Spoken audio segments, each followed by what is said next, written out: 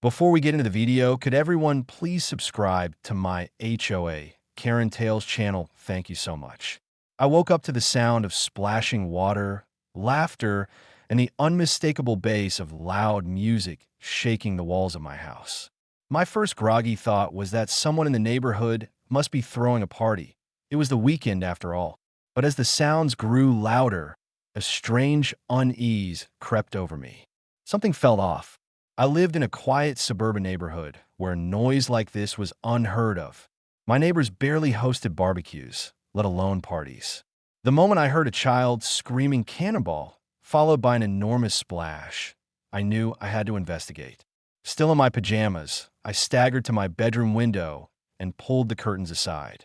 My brain short-circuited at the sight below. My private backyard was packed with people. Strangers lounged on inflatable pool floats. Kids were flinging themselves off the edge into the deep end, and a table full of food and drinks had been set up near my patio. A full-blown party was happening right in my backyard, and I had no idea how or why. My gaze darted around frantically. There was a giant "Welcome to the HOA Summer Bash" banner hanging over my fence. My lawn chairs, which I hadn't even put outside, were occupied by sunbathers slathered in sunscreen. Standing at the edge of the pool, sipping from a bright pink cocktail, was the one person who could make my life a living nightmare. Karen. Karen, the self-appointed queen of the HOA. The woman who treated every minor inconvenience like a federal crime. The woman who once called the city over my trash bins being out 2 hours late on garbage day. And now, there she was, acting as though she owned my backyard. My patience evaporated. I stormed down the stairs, threw open the back door, and marched toward her, barely dodging a kid who nearly knocked me over as he ran past, dripping wet. Karen turned lazily, her oversized sunglasses sliding down her nose as she gave me a condescending smile. "Oh, good morning," she said, as if I were the intruder and not the other way around. "I was wondering when you'd join us." "Ister daher, dumbfund." "Karen, what the hell is going on here?" She tilted her head as if my question confused her. "Oh, don't be so dramatic. It's just a little community event in my backyard." "Well, of course, your pool is the largest in the neighborhood, and the HOA thought it would be the perfect venue." She took another sip of her drink. "I sent out an email about it weeks ago." I clenched my fist. "You sent out an email?" "Yes," she said with a dismissive wave, "to everyone in the HOA." I exhaled sharply, trying to keep my voice steady. "Karen, I'm not part of the HOA." Now she looked irritated. "Oh, not this again." She rolled her eyes. "Your house is technically inside the HOA's influence. Just because you opted out when you moved in doesn't mean you can't be included in community events." "Technically," I repeated, barely able to keep myself from laughing at the absurdity of the situation. "Karen, this is my private property." She sighed dramatically as if I was being unreasonable. "Don't be selfish. It's just one day. Let the community enjoy the pool. It's a good way to bring everyone together." I looked around at the mess unfolding before me. Kids were dripping all over my patio furniture. A group of teenagers had taken over my outdoor speaker and were blasting music loud enough to shake the windows. Someone was setting up a barbecue grill dangerously close to my wooden fence. A couple of people I'd never seen before were casually walking into my house, using my bathroom without permission. My frustration boiled over. "This is trespassing, Karen." I snapped. "You didn't ask, you didn't get permission. You just decided my house was your personal event space." Karen gave a dramatic sigh, taking off her sunglasses and pinching the bridge of her nose. "Listen, you're making such a big deal out of nothing. If you had any community spirit, you'd be happy to contribute. I'm about to contribute to your arrest." I shot back. "Get these people out of my yard now." Her expression darkened. "That's not happening." The sheer audacity made my head spin. "Excuse me," she folded her arms, her fake smile tightening into something far more sinister. "If you try to shut this down, I'll report you to the HOA for failure to comply with community event standards." I let out a disbelieving laugh. "I just told you I'm not in the HOA." She smirked. "But that's a gray area, isn't it? You chose not to be part of the HOA, but you still benefit from the community amenities. I'd say it's about time you started giving back. And if you refuse, well, I have quite a bit of influence with the HOA board. I'd hate for them to start noticing violations around your property. I clenched my jaw. Violations? She shrugged, pretending to examine her manicured nails. Noise complaints, lawn maintenance issues, structural concerns, that ugly shed in your backyard that definitely isn't up to code. I stared at her, my blood boiling. She was threatening to make my life miserable if I didn't let her have her way. And the worst part? She wasn't bluffing. I'd seen her do it to other neighbors. She would file endless complaints, nitpick minor infractions, and pressure the HOA into issuing fines. She'd weaponized the very system that was meant to maintain neighborhood order. But I wasn't going to let her win. I wasn't going to let her bully me into submission. If she wanted to take over my backyard, she was in for a surprise. A slow, devious smile crept across my face. Fine, I said, taking a step back. Enjoy the party, Karen. She blinked, caught off guard by my sudden change in tone. Oh, well, I'm glad you're being reasonable. I turned and walked back into my house, locking the door behind me. If she wanted to use my pool, she was going to use it my way. A plan was already forming in my mind. A plan so petty, so ridiculous that Karen wouldn't even see it coming. I picked up my phone, opened a shopping app, and started adding hundreds of rubber ducks to my cart. Not just any rubber ducks, noisy ones, prank ones, and even a few with surprises. Karen wanted a party. I was about to give her the most unforgettable pool party of her life. The moment I locked my door behind me, I felt a rush of adrenaline. I was done playing nice. If Karen wanted to hijack my pool, she was in for a surprise. She thought she could intimidate me, use the HOA as a weapon, and get away with taking over my property without consequences. But what she didn't know was that I had no intention of fighting her head on. I had a much better plan, one that would make sure she never pulled this kind of stunt again. I sat down at my kitchen table, pulled out my phone, and started scrolling through online stores. I wasn't just looking for rubber ducks. I wanted an army of them. If Karen thought she could treat my pool like a community splash pad, I was going to make it the most obnoxious, ridiculous, and chaotic pool she had ever seen. Within minutes, I found exactly what I needed. Hundreds of rubber ducks in all shapes, sizes, and varieties. Some were standard yellow, but others were oversized, neon-colored, and even glow-in-the-dark.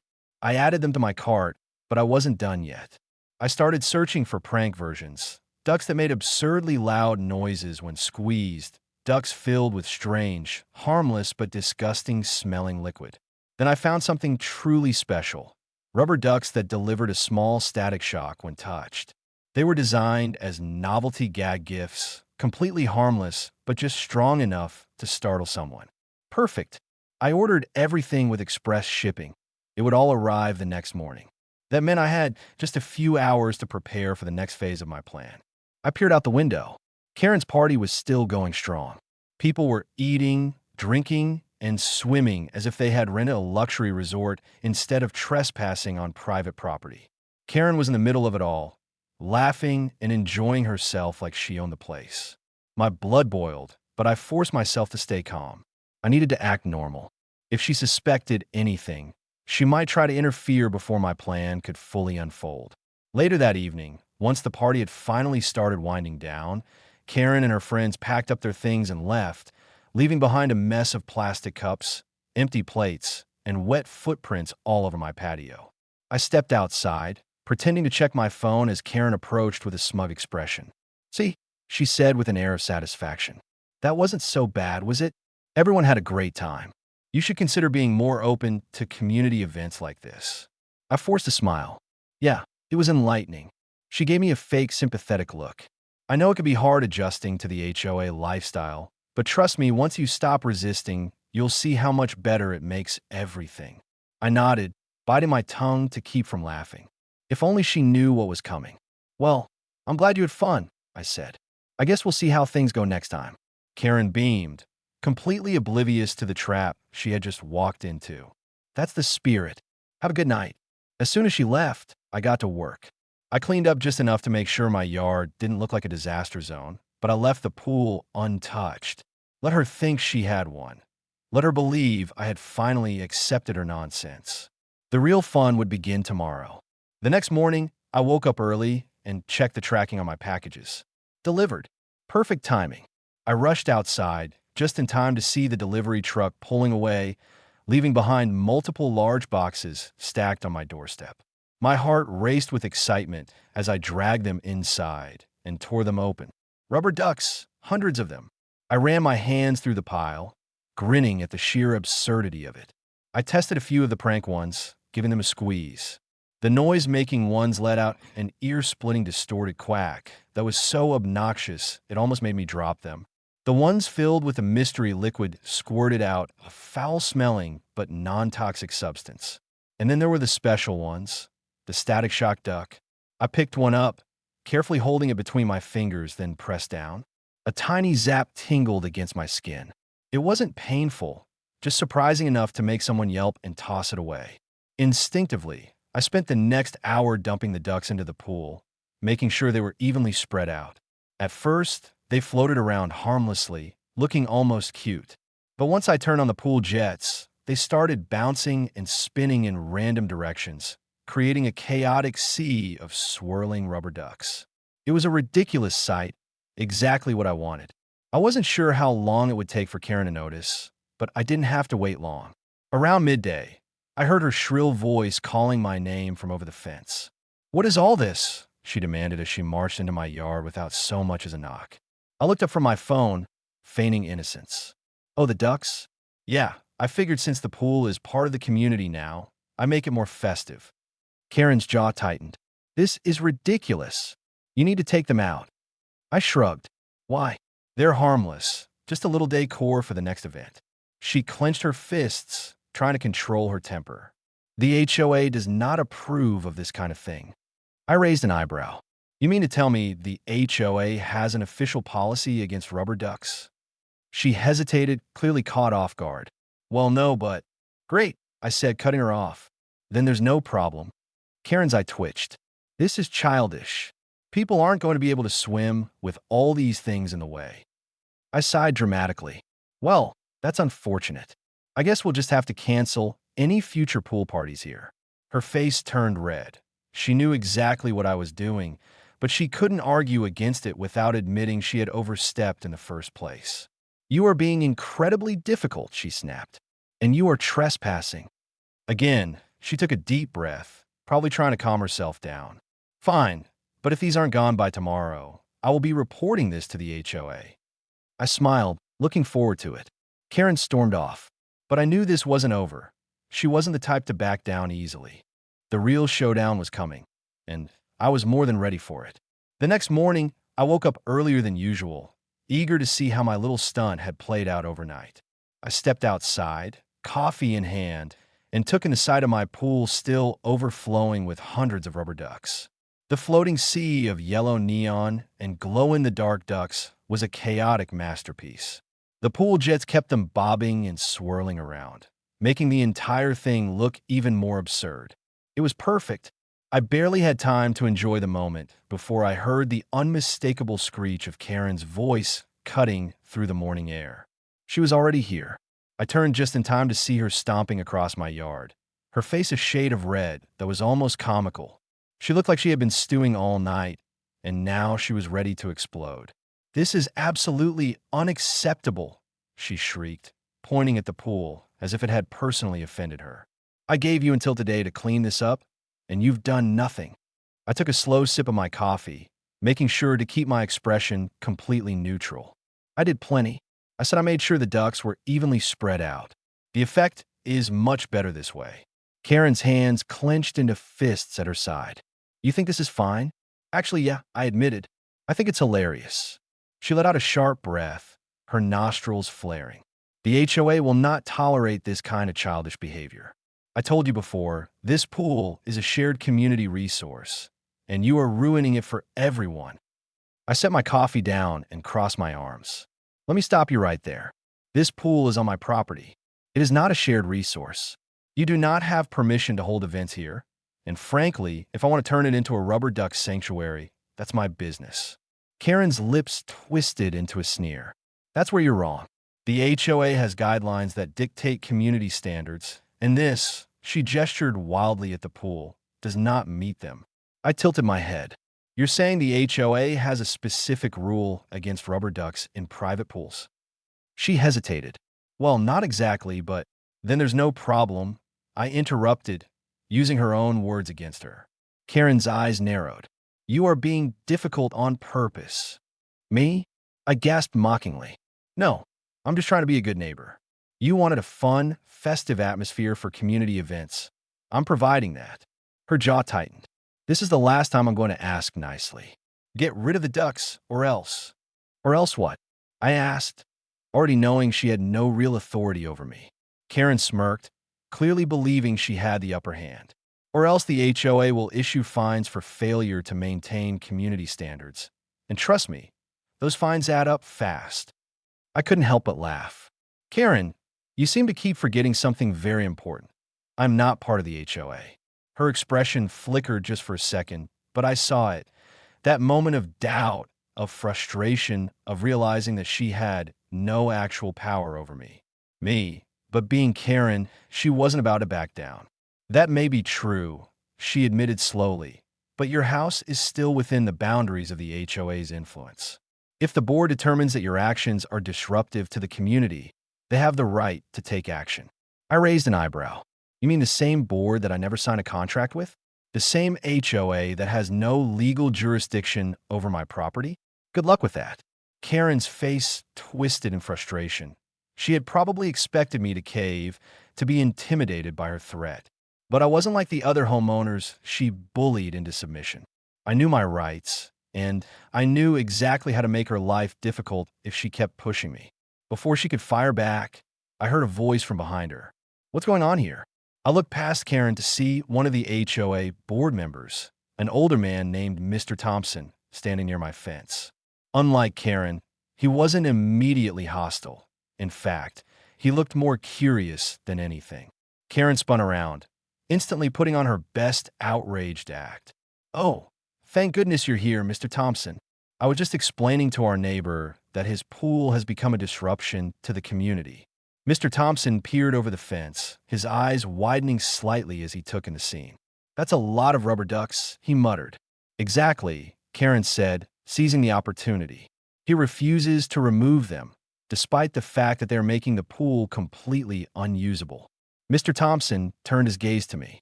Is that true? I shrugged. I mean, I don't see a problem. The ducks aren't hurting anyone, and unless the HOA has an official rule against rubber ducks, I don't see why this is an issue. Karen's mouth opened and closed like a fish gasping for air. It's a community standards issue, she blurted out. It's about maintaining the image of the neighborhood. Mr. Thompson rubbed his chin, clearly weighing his options. Well, I have to admit, I've never seen anything in the guidelines about rubber ducks in private pools. I bit back a grin as Karen's face turned an even deeper shade of red. However, he continued, if enough residents file complaints, we may have to revisit the matter. Karen jumped on that instantly. Yes, that's exactly what I was saying. This is a matter for the HOA to handle. I sighed, already knowing where this was going. Fine, I said, let's take it to a vote. Karen blinked. What? A vote? I repeated. If the majority of the neighborhood agrees that the ducks are a nuisance, I'll remove them. Karen's face lit up. Excellent. I'll start gathering support immediately. Great, I said, my tone deceptively calm. Oh, and just to make it fair, I'll be sending out my own message to the community as well. Karen hesitated, clearly unsure of what I meant, but it didn't matter. She had taken a bait, and now all I had to do was wait. Later that day, I drafted a message to all my neighbors explaining the situation. I told them how Karen had thrown a party in my backyard without permission, how she had threatened me with bogus HOA rules, and how she was now trying to force me to comply with her ridiculous demands. For the final touch, I included a simple poll. Should I be allowed to keep my rubber ducks in my own pool? By the end of the night, the results were in. 83% of the neighborhood had voted yes. Karen was about to lose, and I couldn't wait to see the look on her face when she found out. The next morning, I was already awake before the sun fully rose, sipping my coffee and waiting for the inevitable storm that was about to hit. Karen had undoubtedly seen the results of the neighborhood poll by now, and I knew she wasn't the type to take a loss gracefully. She had spent years bullying people into submission, using the HOA as her personal weapon, and now she was watching her power slip away over something as ridiculous as rubber ducks. That had to be driving her insane. Sure enough, it wasn't long before I heard the sound of hurried footsteps approaching my front door. A few seconds later, the sharp, frantic pounding of Karen's fist echoed through the house. I took my time walking over, making sure to finish my sip of coffee before finally opening the door. Karen stood there, her face twisted in barely contained rage, holding her phone up as if it were a piece of damning evidence. "Explain this," she snapped. I glanced down at the screen, pretending to be confused. "Oh, you mean the neighborhood poll?" I said. I thought it was pretty self-explanatory. The community has spoken. Her eye twitched. This isn't how the HOA makes decisions. I raised an eyebrow. "Oh, so the HOA doesn't take community votes into account? Because I'm pretty sure you were relying on neighborhood support when you stormed into my yard yesterday." Karen's mouth opened, then closed, then opened again as she tried to formulate a response. I could almost hear the gears in her brain grinding, desperately searching for a way to regain control of the situation. Finally, she crossed her arms and sneered. "This doesn't change anything. The board still has the final say, and I've already called an emergency meeting to discuss your repeated violations." I leaned against the doorframe, unfazed. "Violations? Interesting. I'd love to hear what those are." She straightened her posture, clearly hoping to intimidate me. "Failure to comply with community aesthetics, obstruction of a shared resource, and public nuisance." I let out a low whistle. "That's quite the list." Karen smirked. "You're going to regret this when the board votes. Those ducks are gone, and there's nothing you can do about it." I smiled, unfazed. "Guess I'll see you at the meeting then." Karen turned on her heel and stormed off, her head held high as if she had already won. I watched her go, shaking my head with amusement. She was walking into a battle she didn't even realize she had already lost. A few hours later, I arrived at the HOA meeting. Normally, these gatherings were quiet, dull affairs that barely anyone attended, but today the room was packed. Word had spread about the rubber duck fiasco, and it seemed like everyone in the neighborhood had shown up eager to see how it would play out. Some people whispered among themselves. Others sat with their arms crossed, looking bored, but a surprising number of them were grinning like they were about to witness something spectacular. Karen sat at the front of the room, her expression smug as she shuffled through a stack of papers. The rest of the HOA board members were seated beside her, looking far less enthusiastic about being there. I took a seat near the back, making sure I had a good view of the action. Mr. Thompson, the HOA president, cleared his throat and adjusted his glasses. "All right, let's get started. Karen has requested this emergency meeting to address concerns about a situation involving a large number of rubber ducks." A few people in the audience chuckled.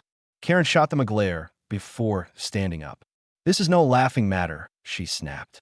"This neighborhood is supposed to uphold a certain standard of living. We have rules, guidelines, expectations. We cannot allow one resident to make a mockery of our community." I leaned back in my chair, arms crossed. "You mean like how you made a mockery of property rights by throwing a pool party in my backyard without permission?" Karen's head whipped toward me so fast I thought she might get whiplash. "That is irrelevant. Actually," Mr. Thompson interrupted, rubbing his temples as if he were already exhausted. "It's extremely relevant. From what I understand, this entire conflict started because you used someone else's property for an HOA event without asking." Karen waved a dismissive hand. "That's not the point." "It's exactly the point," I said. "You're trying to frame this as a community issue, but the reality is that you got caught overstepping, and now you're scrambling to cover it up." Karen's face turned red. "You don't even follow the HOA rules," she spat. I smiled. "You're absolutely right, because I'm not in the HOA."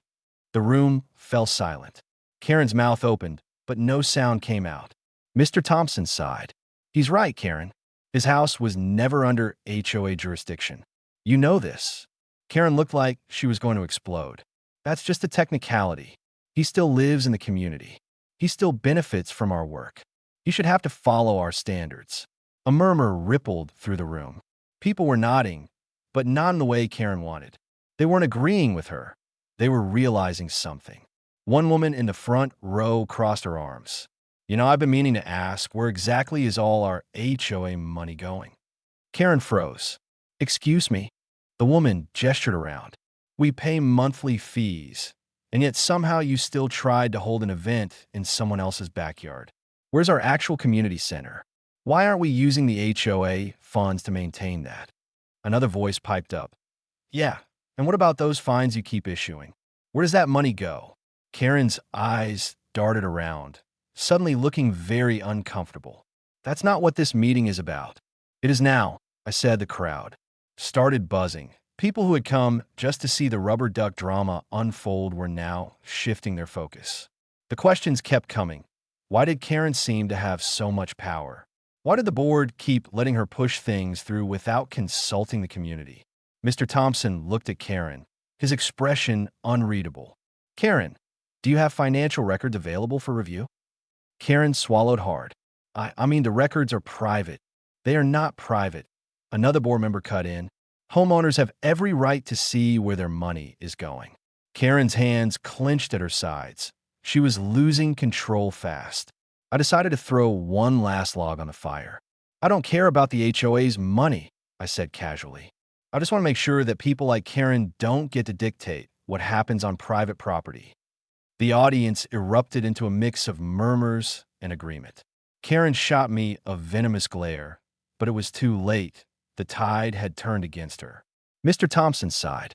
Effective immediately, the board is suspending Karen from making executive decisions until we conduct a full review of HOA policies and finances. Karen gasped. You can't do that. We just did, he said. I stood up, stretching. Well, this has been fun.